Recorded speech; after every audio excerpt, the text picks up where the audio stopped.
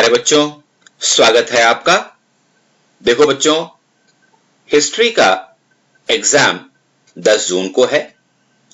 आशा है कि आपने अपनी तैयारी बहुत अच्छी कर ली होगी, लेकिन जैसे जैसे एग्जाम नजदीक होता है, प्रीवियस ईयर्स के जो क्वेश्चन पेपर होते हैं उनको सॉल्व करना सबसे ज्यादा काम आता है।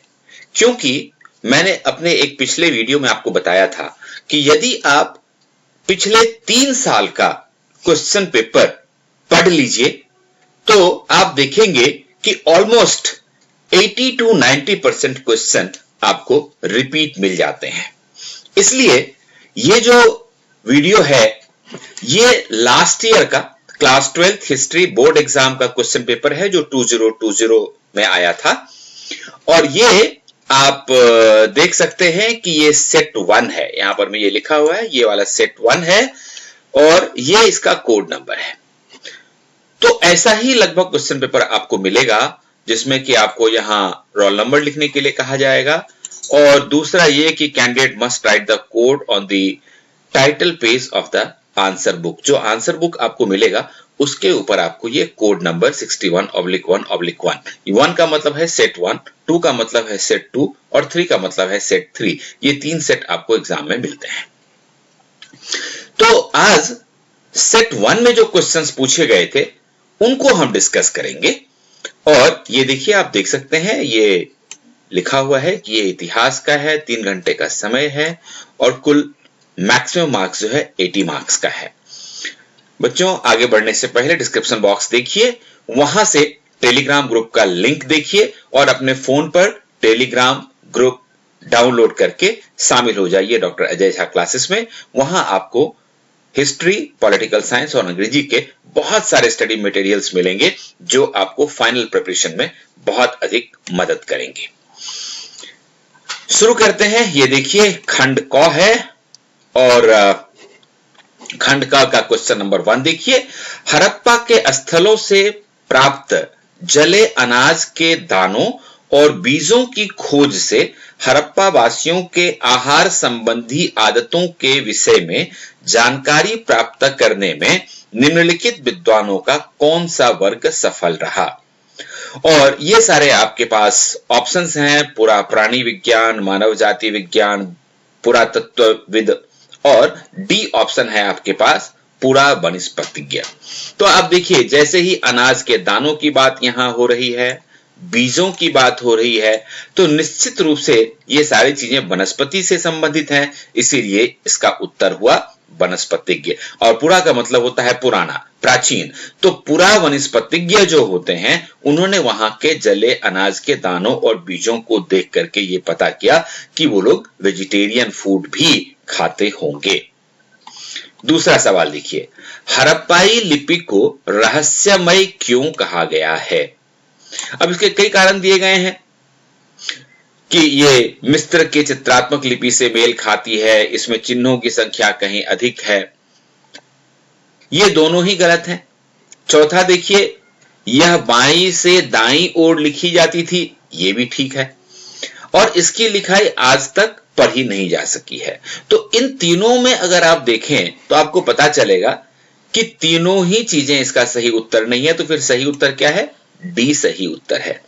आज तक हड़प्पा की लिपि को पढ़ा नहीं जा सका है, इस कारण से इसको रहस्यमय कहा जाता है। सो डी इसका सही आंसर है। अब आइए आगे बढ़ते हैं और क्वेश्चन नंबर 3 देखते हैं। क्वेश्चन नंबर 3 पूछता है कि निम्नलिखित लिपियों में से किसका अर्थ जेम्स प्रिंसेप के द्वारा निकाला गया था।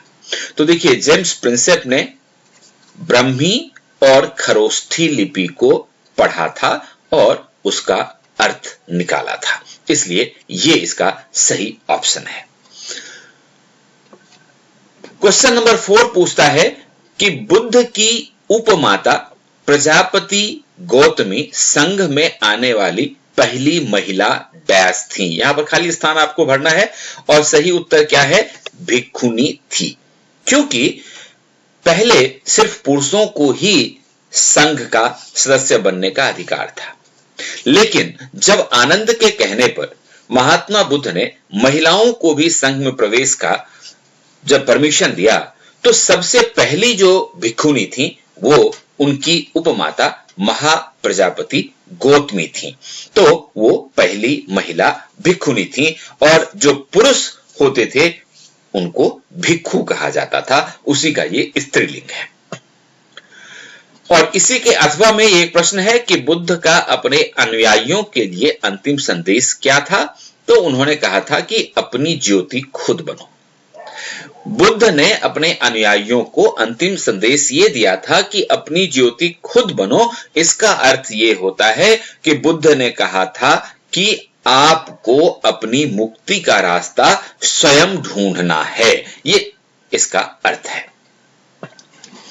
और क्वेश्चन नंबर 5 कहता है कि निम्नलिखित में से कौन सा ग्रंथ महावीर या जैन दर्शन की शिक्षाओं को समाहित किए हुए है। यानी कि आपको यह बताना है कि जैन दर्शन की शिक्षाएं, जैन धर्म की शिक्षाएं किस पुस्तक में दी गई हैं। तो इसका सही उत्तर है उत्तराध्ययन सुत्त, क्योंकि बाकी जो ये आप देख रहे हैं 3 पुस्तक ये बौद्ध धर्म से संबंधित हैं और सिर्फ उत्तराध्ययन सुत्त ही जैन धर्म से संबंधित है। ये इसका सही उत्तर है। और प्रश्न संख्या 6 देखिए। प्रश्न संख्या 6 है कि निम्नलिखित प्रतिमा की पहचान कीजिए और इसे उपयुक्त शीर्षक दीजिए। तो ये चैप्टर नंबर 4 में आपको ये वाला जो है इमेज देखने को मिलेगा और ये सही इसका उत्तर है मथुरा से प्राप्त तीर्थंकर की मूर्ति, जो लगभग 3वीं शताब्दी ईसा के पूर्व के आसपास मिली थी। तो यदि आप इस चित्र के नीचे मथुरा से प्राप्त तीर्थंकर की मूर्ति लिख देते हैं तो आपको इसके बदले में पूरे नंबर मिल जाते हैं बच्चों। और ये जो प्रश्न है आप देख सकते हैं ये सिर्फ दृष्टिबाधित परीक्षार्थियों के लिए है, जो विजुअली इंपेयर्ड स्टूडेंट होते हैं, जो चित्र को नहीं देख सकते, तो उसके बदले में ये प्रश्न लिख सकते हैं। और प्रश्न है कि बुद्ध की शिक्षाओं को कहानियों के रूप में मुख्यतः त्रिपिटक के एक ग्रंथ डैश में पुनर्निर्मित किया गया है। सिंपल लैंग्वेज में आप ये समझिए कि बुद्ध की शिक्षाओं को किस बुद्ध के पुस्तक में संग्रहित किया गया है और उस पुस्तक का नाम है सुत्त पिटक। बुद्ध की शिक्षाओं को सुत्त पिटक में संग्रहित किया गया है। जबकि जैन वाला जो प्रश्न हमने पढ़ा था वो ये उत्तर था कि जैन धर्म की शिक्षाओं को उत्तराध्ययन सुत्त में संग्रहित किया गया है। तो आप हमेशा ये बात मान सकते हैं कि इन दोनों में से कोई एक प्रश्न आपको इस बार शायद पूछ लिया जाए, तो इस हिसाब से आप अपनी तैयारी रखें। और प्रश्न संख्या 7 देखिए। बौद्ध धर्म के संबंध में निम्नलिखित कथनों का सावधानी पूर्वक अध्ययन कीजिए। ये 4 सेंटेंस आपके सामने है और आपको यह बताना है कि उपयुक्त कथनों में से कौन सही है। इसका मतलब है कि इन चारों सेंटेंस में कहीं ना कहीं कोई सेंटेंस ऐसा होगा जो गलत होगा। जैसे पहला सेंटेंस है कि बुद्ध के जीवन काल में और उनकी मृत्यु के बाद भी बौद्ध धर्म तेजी से फैला। बिल्कुल सही उत्तर है ये। बौद्ध धर्म ने आचरण और मूल्यों को अधिक महत्व नहीं दिया, ये गलत सेंटेंस है। जो लोग समकालीन धार्मिक प्रथाओं से असंतुष्ट थे, ऐसे बहुत सारे लोगों ने बौद्ध धर्म को अपनाया। बिल्कुल सही है ये सेंटेंस। और चौथा सेंटेंस कहता है कि बौद्ध धर्म ने धर्म के आधार पर श्रेष्ठता को अधिक बल दिया, तो ये सेंटेंस गलत है। इसका मतलब है कि सेंटेंस 1 और 3 ये दोनों सही सेंटेंस है। और ये वाला प्रश्न देखिए, नीचे 2 कथन दिए गए हैं जिसमें एक दृढ़ कथन यानी कि ए है और दूसरा कारण यानी कि आर है। और अब इसको पढ़ने के बाद आपको सही उत्तर ढूंढना है। बर्नियर का निजी स्वामित्व के गुणों में दृढ़ विश्वास था।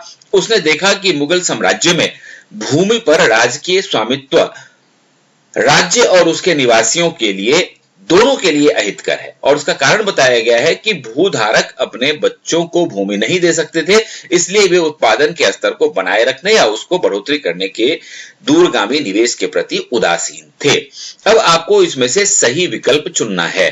तो देखिए, दोनों सेंटेंस को अगर आप पढ़ें तो दोनों ही बर्नियर के कथन से संबंधित है, इसीलिए ए और आर दोनों ही सही है।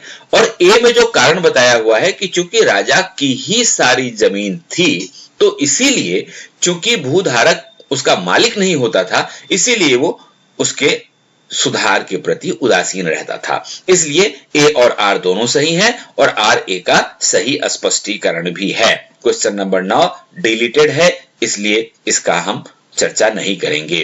और क्वेश्चन नंबर 10 देखिए, बॉक्स में दी गई निम्नलिखित जानकारी को सावधानी पूर्वक पढ़िए और सगुण भक्ति के भक्त की पहचान कीजिए। अब यहां जो उदाहरण दिया हुआ है, यहां जो बातें लिखी हुई हैं, अगर आप इनको ढंग से पढ़ लें तो आपको कोई डाउट नहीं रहेगा कि ये सारी बातें मीराबाई के बारे में लिखी गई है, इसलिए मीराबाई इसका सही उत्तर है। अब आइए आगे बढ़ते हैं और क्वेश्चन नंबर 11 देखते हैं। इससे पहले मैं आपको याद दिला दूं कि आप इस वीडियो के ऊपर भी नजर रखिएगा, जहां आपको आई बटन्स दिखेंगे और उन आई बटन्स के ऊपर जब आप क्लिक करेंगे तो आपको ढेर सारे वीडियो मिलेंगे जो कि आपके इतिहास की तैयारी को पुख्ता बनाएंगे। तो उन वीडियोस को जरूर देखते रहें और इन प्रश्नों से संबंधित ही वो सारे वीडियो होंगे। क्वेश्चन नंबर 11 देखिए, उस बोधवर्धक या सिख समुदाय के गुरु की पहचान कीजिए और उनका नाम लिखिए जिनके कार्यों और योगदान की चर्चा नीचे की गई है।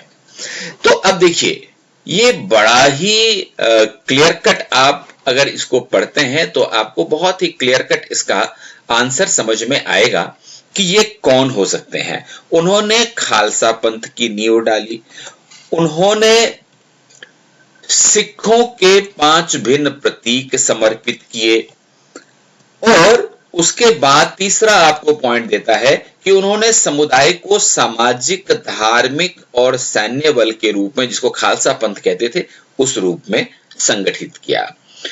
और उन्होंने 9वें गुरु तेग बहादुर की रचनाओं को गुरु ग्रंथ साहिब में संकलित किया। अगर इन सारे क्लूज को आप पढ़ेंगे तो आपको पता लगेगा कि भाई यहां गुरु गोविंद सिंह जी के बारे में बात हो रही है। तो आपका सही उत्तर हुआ गुरु गोविंद सिंह। अब आइए क्वेश्चन नंबर 12, कबीर के गुरु कौन थे? यदि आप भक्ति सूफी परंपरा पढ़ रहे हैं तो आपको पता लगेगा कि कबीर के गुरु रामानंद थे। और उसके अथवा में एक प्रश्न दिया गया है कि उस लिंगायत भक्त का नाम लिखिए जिसने 12वीं शताब्दी में कर्नाटक में एक नए आंदोलन का नेतृत्व किया जिसको वीर साहिब आंदोलन कहते थे। तो इसका सही उत्तर है बासवन्ना। बासवन्ना ने लिंगायत समुदाय को एकत्रित किया और उन्होंने वीर साहिब आंदोलन की शुरुआत की। क्वेश्चन नंबर 13 देखिए, मुगल साम्राज्य के संदर्भ में निम्नलिखित कथनों का सावधानी पूर्वक अध्ययन कीजिए। अब देखिए, यहां जो सवाल आपको दिया गया है, यह सवाल भी बात कर रहा है कि 4 सेंटेंस आपको दिए हुए हैं। अब इनको पढ़ना है और प्रश्न को बहुत अच्छी तरह समझना है।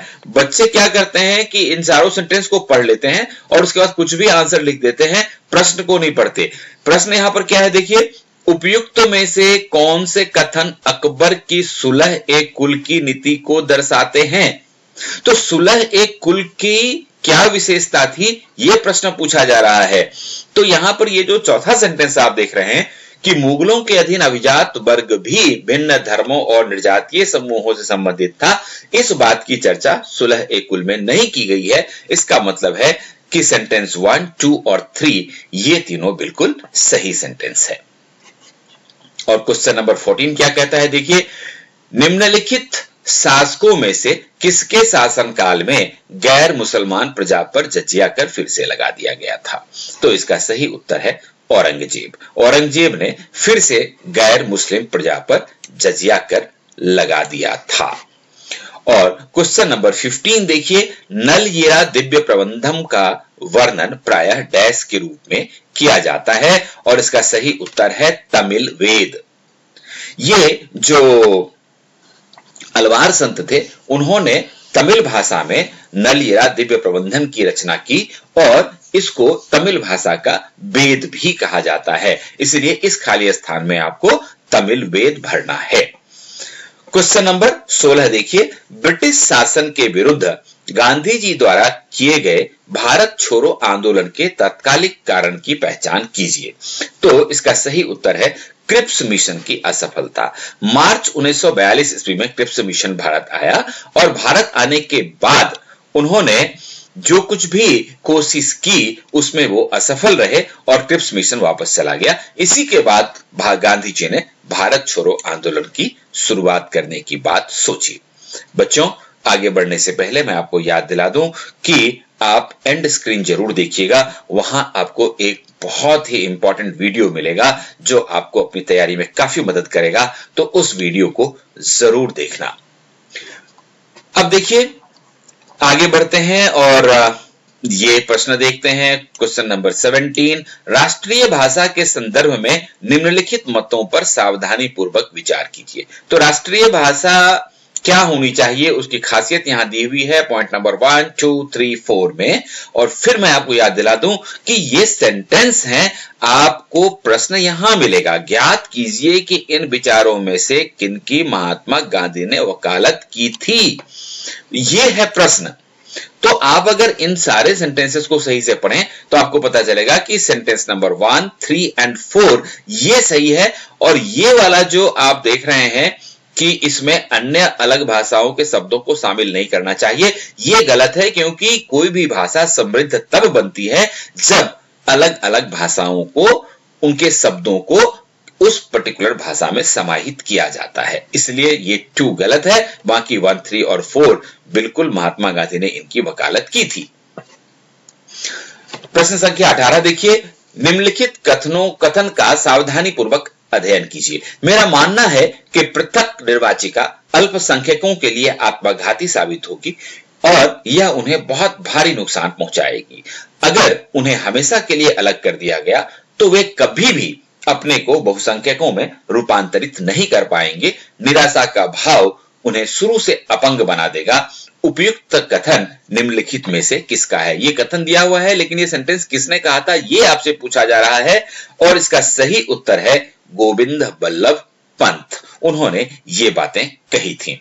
बच्चों, अगर इस चैनल को आपने अब तक सब्सक्राइब नहीं किया है तो कर लीजिए और बेल बटन दबा दीजिए, ताकि आगे आने वाले इंपॉर्टेंट वीडियोस का नोटिफिकेशन भी आपको मिलता रहेगा, क्योंकि ये चैनल आपको अपने हिस्ट्री, पॉलिटिकल साइंस और अंग्रेजी की अच्छी तैयारी करने के लिए बहुत ही उपयोगी है।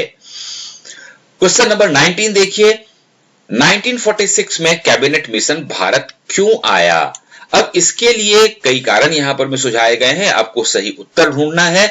तो सही उत्तर है स्वतंत्र भारत के लिए उपयुक्त राजनीतिक सुझाव देने के लिए। यानी कि द्वितीय विश्व युद्ध के खत्म हो जाने के बाद जब अंग्रेजों को यह लगने लगा कि नहीं, अब उन्हें भारत छोड़कर जाना ही होगा, तो किस तरह का राजनीतिक स्वरूप होगा अगर भारत आजाद होता है, तो इस बात के ऊपर सलाह देने के लिए कैबिनेट मिशन को भारत भेजा गया था। सी इसका सही ऑप्शन है।